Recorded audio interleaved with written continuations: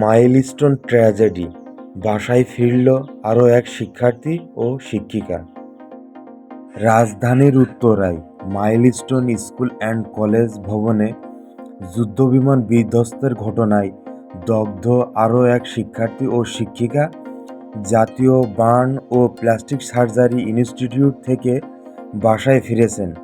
গতকাল বিকেলে তাদেরকে ছাড়পত্র দেয় হাসপাতাল কর্তৃপক্ষ। তারা হলেন পঞ্চম শ্রেণীর শিক্ষার্থী নূরে জান্নাত ও শিক্ষিকা সুমাইয়া রহমান।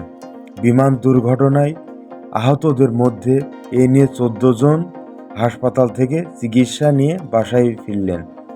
জাতীয় বার্ন ও প্লাস্টিক সার্জারি ইনস্টিটিউটের ভারপ্রাপ্ত পরিচালক মোহাম্মদ নাসির উদ্দিন বলেন, জাতীয় বার্নে মাইলস্টোনের বিমান দুর্ঘটনায় দগ্ধ নূরে জান্নাত নামে এক শিক্ষার্থী ও শিক্ষিকা সুমাইয়া রহমান ছাড়পত্র দেওয়া হয়েছে। শিক্ষার্থীর শরীরে 10% ও শিক্ষিকার 18% দগ্ধ ছিল। গত 22 জুলাই থেকে তারা জাতীয় বার্নে চিকিৎসা নিচ্ছিলেন।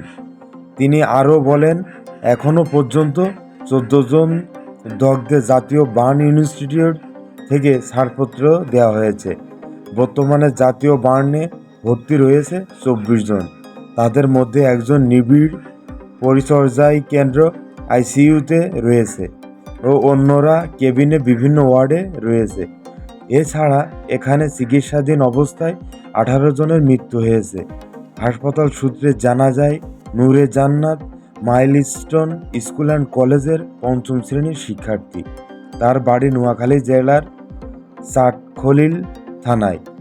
আর সুমাইয়া রহমান মাইলস্টোনের বিজ্ঞান বিভাগের শিক্ষিকা। তার বাসা উত্তরার দক্ষিণ থানা এলাকায়। গত 21 জুলাই দুপুর 1টার পর রাজধানীর উত্তরায় দুর্ঘটনায় পড়ে মাইলস্টোন স্কুল অ্যান্ড কলেজের একটি ভবনের উপর বিধ্বস্ত হয় বিমান বাহিনীর একটি প্রশিক্ষণ বিমান। সঙ্গে সঙ্গে বিমান ও স্কুল ভবনটিতে আগুন ধরে যায়। দুর্ঘটনার পরপর উদ্ধার অভিযান শুরু করে ফায়ার সার্ভিস, সেনাবাহিনী ও বিজিবি।